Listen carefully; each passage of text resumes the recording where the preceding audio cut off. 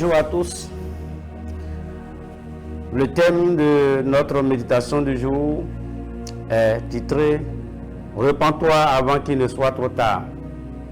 Repens-toi avant qu'il ne soit trop tard.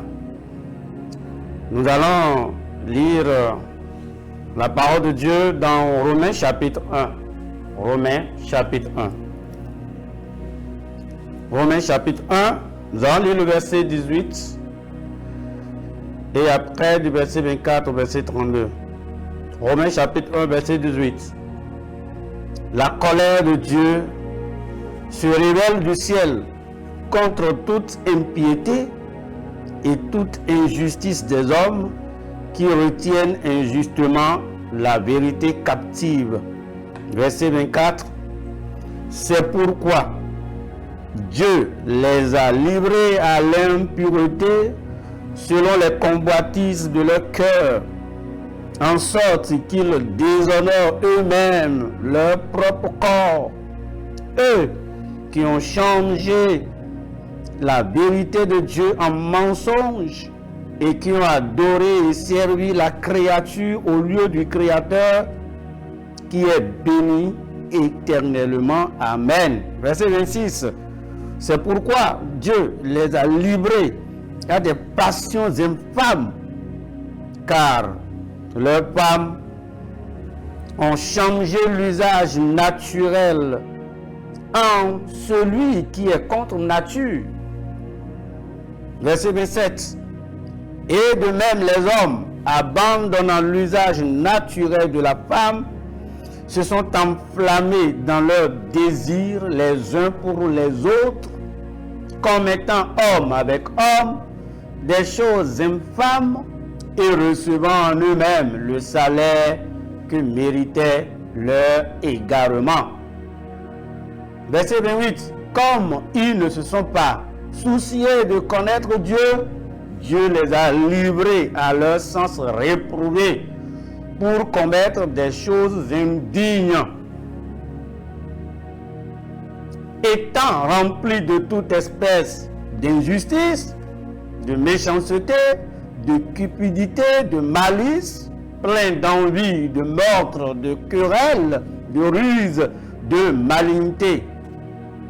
Rapporteurs, médisants, impies, arrogants, hautains, fanfarons, ingénieux au mal, rebelles à leurs parents, dépourvus d'intelligence. Je vais m'arrêter là d'abord. Que Dieu bénisse sa parole. Alors, chers auditeurs, bien-aimés, chers amis, voyez le passage que nous avons lu, la Bible nous a dit clairement que la colère, dans le verset 18, que la colère de Dieu se révèle du ciel contre toute impiété, toute iniquité des hommes. Je voudrais te dire, à travers ce moment de méditation, de voir dans quelle iniquité tu te trouves, dans quel péché tu te trouves. La colère de Dieu plane sur quiconque vit dans la débauche, dans l'iniquité, oubliant Dieu.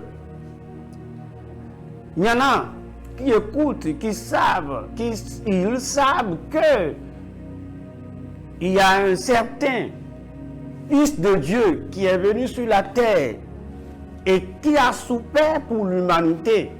Ils l'ont appris, ils le savent. Il y en a qui vont dans les églises et qui connaissent la vérité. Mais malheureusement, ils ont choisi la voie du péché. Ils ont choisi la voie de la rébellion. Et pour cela, regardez dans le verset 24. Le verset 24, c'est pourquoi Dieu les a livrés. Dieu les a livrés à l'impureté, selon les convoitises de leur cœur, en sorte qu'ils déshonorent eux-mêmes leur propre corps. Et quand vous allez dans le verset 26, la même chose, c'est pourquoi Dieu les a livrés à des passions infâmes. Quand vous venez dans le verset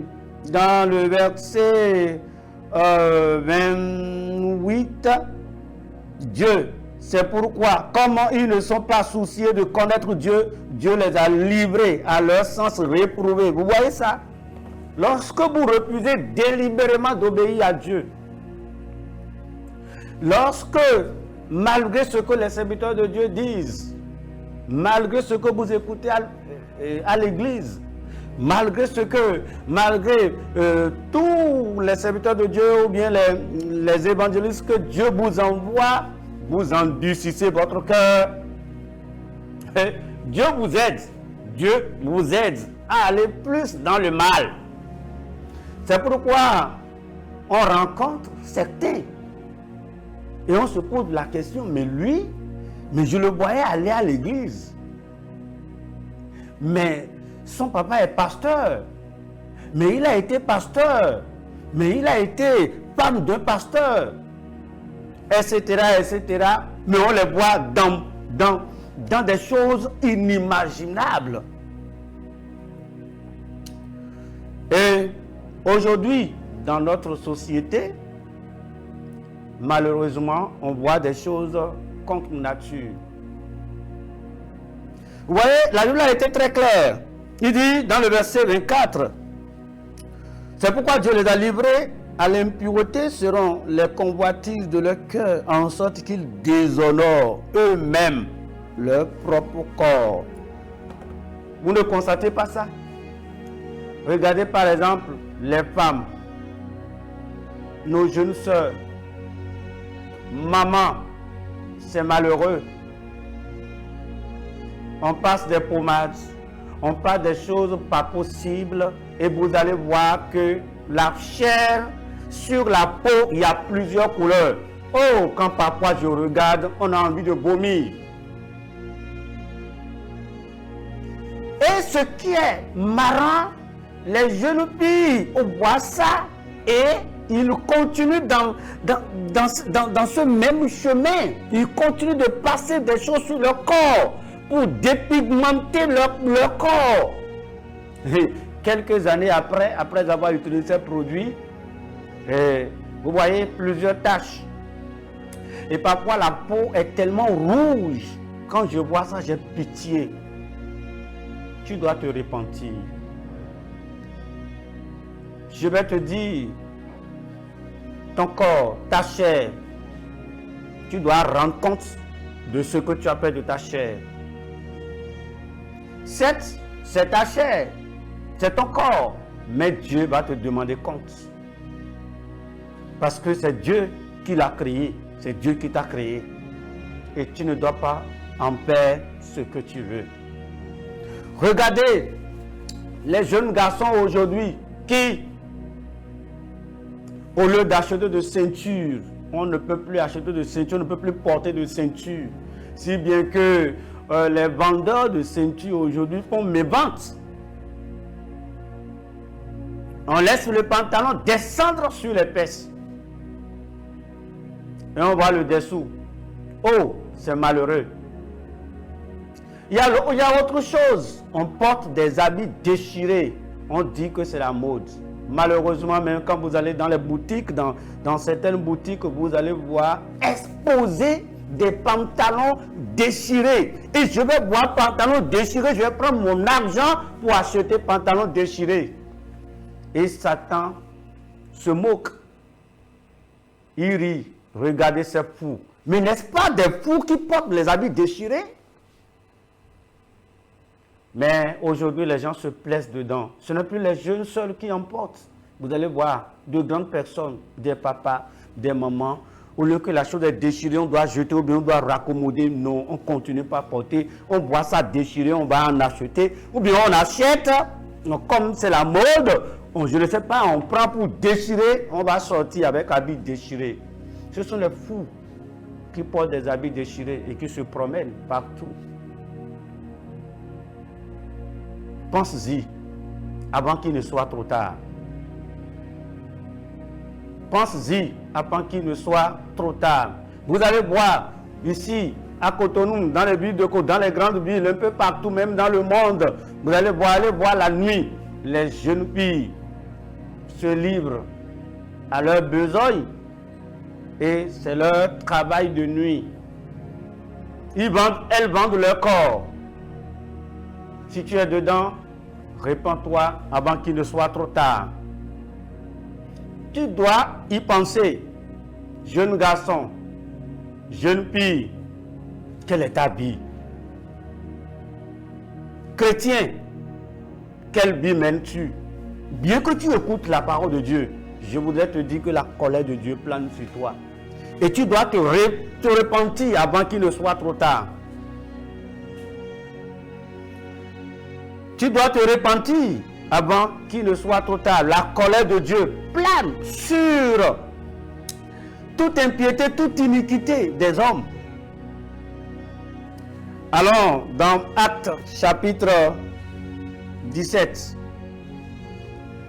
Actes chapitre 17. Nous allons lire le verset 30. Actes 17. Le verset 30. Versets 30 et 31.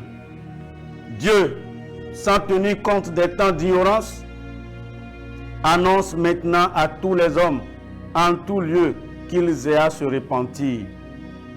Parce qu'il a fixé un jour où il jugera le monde selon la justice par l'homme qu'il a désiré, ce dont il a donné à tous une preuve certaine en le ressuscitant des morts. Alors toi qui m'écoutes, il y a encore de l'espoir. Avant que la porte ne se ferme, avant que la grâce de Dieu ne vienne à la fin, avant que tout ne finisse, Dieu lance l'appel à tous les hommes, à tout le monde, jeunes filles, jeunes garçons, adultes, n'importe où vous êtes sur la terre, dans tous les continents du monde, Dieu lance l'appel à tout le monde pour la repentance. Tu dois te repentir parce que tu as fixé un jour où il jugera le monde entier. C'est le moment de te repentir. Si tu es dans ces choses, sache que la colère de Dieu plane sur toi et tu dois te repentir avant qu'il ne soit trop tard. Tu dois te repentir avant qu'il ne soit trop tard parce que bientôt l'heure va sonner. Bientôt la trompette va sonner. Bientôt Christ va revenir. Mais il ne reviendra pas encore pour souffrir pour l'humanité. Il a déjà fait une fois et c'est passé.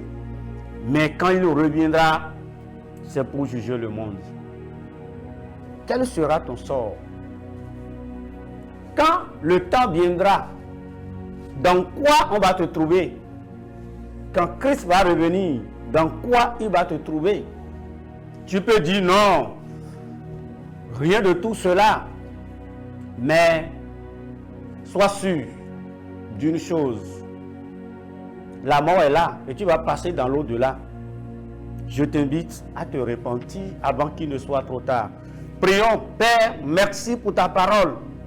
Je prie que tu touches quelqu'un, que tu le ramènes à toi au nom de Jésus-Christ. Merci Seigneur, sois béni. Au nom de Jésus, j'ai prié. Shalom, soyez bénis.